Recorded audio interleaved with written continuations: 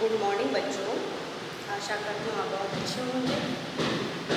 और इस ऑनलाइन कक्षा में आपका स्वागत है। आप वीडियो देखते रहिए और अध्ययन करते रहिए। आज हम लोग ज्योग्राफी पोर्शन के अंतर्गत जल संसाधन चैप्टर के विषय में पढ़ेंगे, वाटर रिसोर्सेज। यानी विश्व में जल संसाधन की क्या स्थिति है। तो सबसे पहले हमको ये जानना है कि जल हमारे जीवन के लिए बहुत ही महत्वपूर्ण है।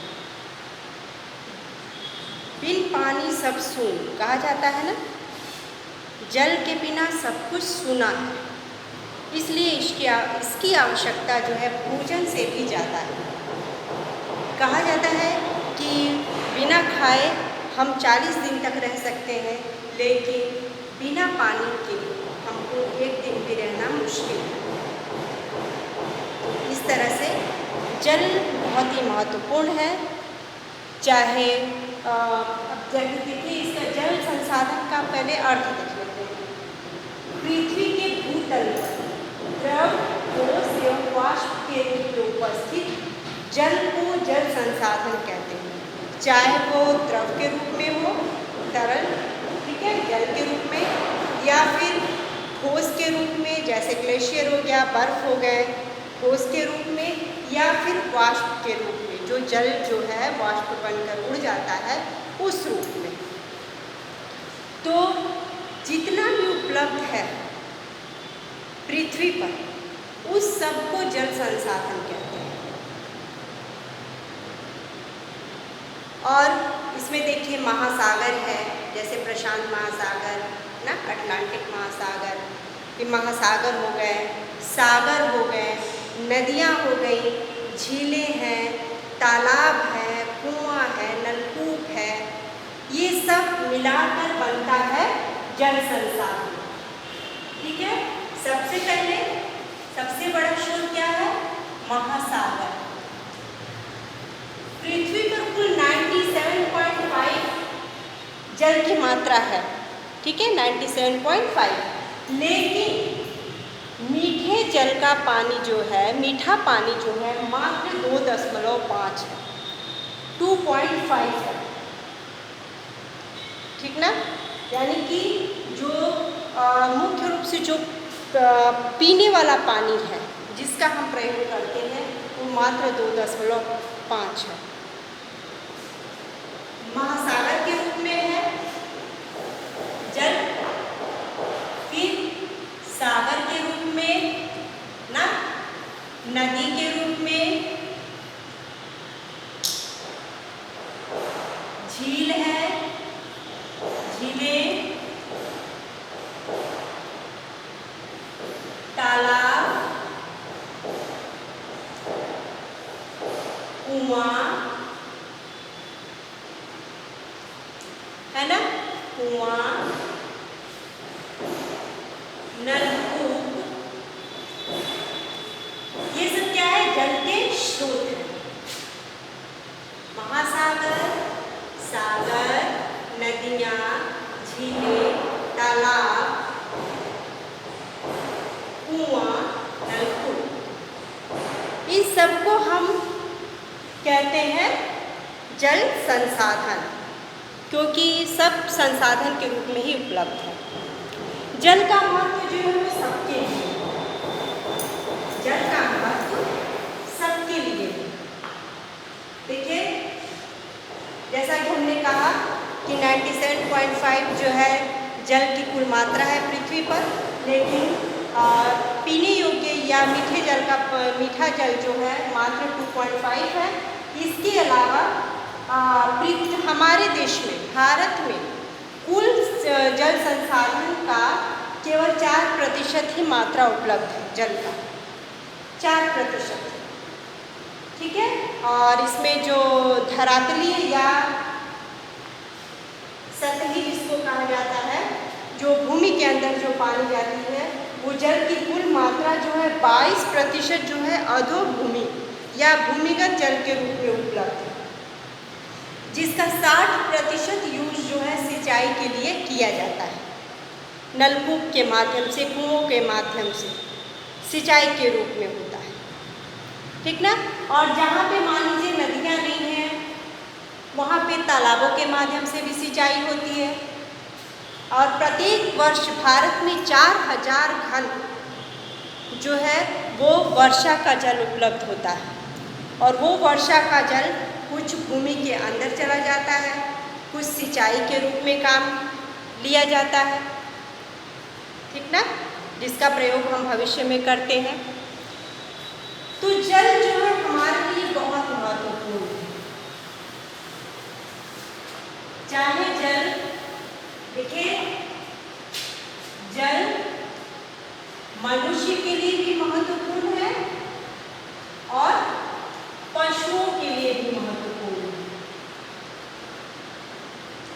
दोनों इसके बिना जीवित नहीं हो सकते। इसके अलावा हमारे रोज की दिनचर्या में जल का प्रयोग किया जाता है, डेली के यूज़ किया जाता है, और जल जो है सिंचाई के लिए प्रयोग किया जाता है, मत्स्य पालन में जल का प्रयोग होता है। हर एक चीज़ में मतलब बिना जल के कोई भी कार्य संभव नहीं है। और इसी तरह से जनसंख्या, या फिर देखिए इसमें सबसे महत्वपूर्ण ये है कि जनसंख्या, क्योंकि जनसंख्या के कारण जल हमारा प्रदूषित हो रहा है।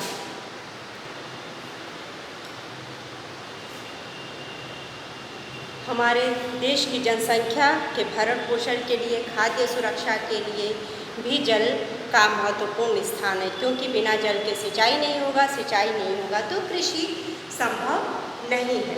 तो इसके लिए आवश्यक है जल। तो जल जो है बहुत ही महत्वपूर्ण स्रोत है। हमने बताया महासागर के रूप में है, महासागर में लघु महासागर भी है, सागर भी है, इन सब का प्रयोग होता है। महासागरीय जल वाष्प बनकर जब ऊपर की ओर उठती है तो जल हमें फिर पुनः प्राप्त होता है ना। नवीकरणीय अनवीकरणीय संसाधन उपलब्ध है विभिन्न प्रकार के, जैसा कि जानते ही हैं आप, नवीकरणीय अनवीकरणीय संसाधन। महासागरीय जल जो है के अंतर्गत महाद्वीप के मध्य स्थित होता है, जैसा कि प्रशांत महासागर आप देखते हैं एशिया महाद्वीप के पूर्व में, ठीक ना। इसी तरह से नॉर्थ अमेरिका के इस वेस्ट में है, वेस्ट पश्चिम स्थित है प्रशांत महासागर।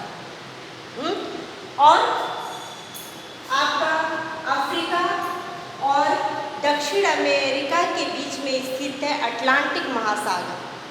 नीचे आ जाइएगा दक्षिणी महासागर, ऊपर उत्तरी ध्रुव महासागर। ये सब महासागर जो है महाद्वीपों के मध्य स्थित होता है। दो महाद्वीप के बीच में महासागर स्थित होते हैं। इसके अलावा कैस्पियन सागर है, भूमध्य सागर है, छोटे छोटे लघु महासागर इसको हम लोग कहते हैं, लाल सागर, काला सागर, पीला सागर, ना, ये तमाम, बाल्टिक सागर, तमाम सागर हैं। ये भी जल के स्रोत के रूप में कार्य करते हैं। इसमें हम जल के माध्यम से हम व्यापार भी करते हैं। आप जानती हैं व्यापार भी किया जाता है, बड़े बड़े जो जहाज होते हैं महासागरों में चलाए जाते हैं, व्यापारिक संबंध स्थापित होते हैं दो या दो से अधिक देशों के मध्य। इसी ज़्यादातर व्यापार जो है जल मार्ग के द्वारा ही होता है। और इसमें इसके अलावा सागर है, जैसा कि हमने बताया बाल्टिक सागर, भूमध्य सागर दक्षिण अफ्रीका और यूरोप महाद्वीप के मध्य स्थित है। इसी तरह से कैस्पियन सागर है, लाल सागर है ना, फिर बे ऑफ बंगाल है, भारत के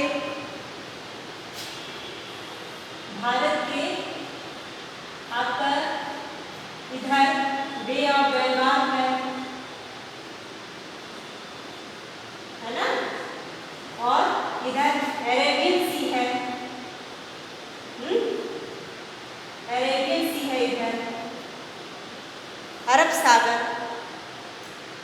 फिर भारत के दक्षिण में चले जाइएगा तो हिंद महासागर महासागर है, हिंद महासागर है, ये सब जल संसाधन के स्रोत हैं।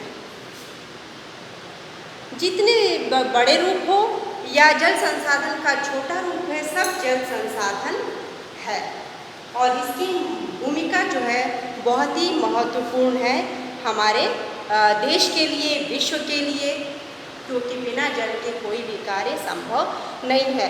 देखते हैं पानी के लिए युद्ध होता है, पानी के लिए लड़ाइयाँ होने लगती हैं, जैसे भारत में कावेरी जल विवाद है और इसी तरह से सिंधु विवाद है। सिंधु नदी विवाद भारत और पाकिस्तान के बीच है, ठीक ना। 1960 से ही ये विवाद चल रहा है और इस पर एक समझौता हुआ है जिसके तहत भारत को मात्र 20% जल उपलब्ध होता है और ये 20% जल पंजाब हरियाणा में सिंचाई के लिए प्रयोग किया जाता है। तो जल विवाद भी उत्पन्न होता है। भोजन के लिए लड़ाइयाँ तो होती ही थी, अब पानी के लिए भी युद्ध होगा और तीसरा महायुद्ध कहा जा रहा है कि पानी के लिए ही होगा, जल के लिए ही होगा। सागर के अलावा नदियाँ हैं, भारत में भी कई महत्वपूर्ण नदी है। गंगा नदी है ना, सिंधु नदी है, ब्रह्मपुत्र है, गोदावरी, यमुना, घाघरा, गंडक, सोन, कोसी, महानदी, कृष्णा, कावेरी, तमाम नदियां हैं जिनका प्रयोग भारत में सिंचाई के लिए किया जाता है। इसके अलावा अमेजन नदी है, नील नदी है, साउथ अफ्रीका में मिस्र का वरदान उसको कहा जाता है नील नदी को, क्योंकि आधे से अधिक जो मिस्र है नील नदी पर निर्भर है। सिंचाई के लिए उसी नदी से पानी उपलब्ध होता है। तो ये सब चीज़ें जो है पूरे विश्व के लिए बहुत महत्वपूर्ण है। ये नदियाँ हमारे लिए जीवनदायिनी हैं, ठीक ना। इसी तरह से झीलें हैं, नदियों का जल झील के रूप में या फिर लैगून बनाता है, उसमें पानी भरता है, इन सब रूपों में भी उपलब्ध है। आसपास के जगहों पे जहाँ नदियाँ नहीं हैं वो झीलों के माध्यम से सिंचाई की जाती है, वो लोग प्रयोग करते हैं झील के पानी को भी। इसी तरह से तालाब है, कृत्रिम तालाब भी बनते हैं और ओरिजिनल तालाब भी होते हैं, इसमें वर्षा का जल भरा जाता है। नहरें हैं, नहर भी है, नहरों के माध्यम से भी सिंचाई होती है, ठीक ना। नदी से नहर निकाला जाता है और जहाँ जहाँ पे नदियाँ नहीं पहुँच पाती वहाँ नहरों के माध्यम से जल पहुँचाया जाता है। तो ये सब जो है जल संसाधन के रूप में मुख्य भूमिका निभाते हैं। देखिए भारत में स्थलीय जल के रूप में वर्षा का जल है, ठीक ना। वर्षा का जल बहुत महत्वपूर्ण स्थान रखता है। यदि किसी वर्ष अच्छी बारिश नहीं होता है तो सूखा भी पड़ जाता है, तो इसका भी महत्वपूर्ण है। इसके अलावा नदियाँ हैं, तालाब है, अधोभूमिगत वो है जल है, भूमि के अंदर भूमिगत जल जो उपलब्ध है वो है, जलाशय हैं, झीलें हैं। ये सब हमारे देश के लिए बहुत ही महत्वपूर्ण है।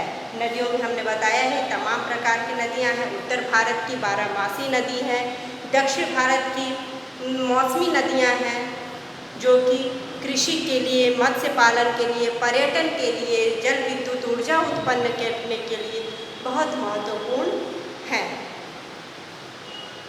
भारत में जल विद्युत ऊर्जा या ताप संयंत्र भी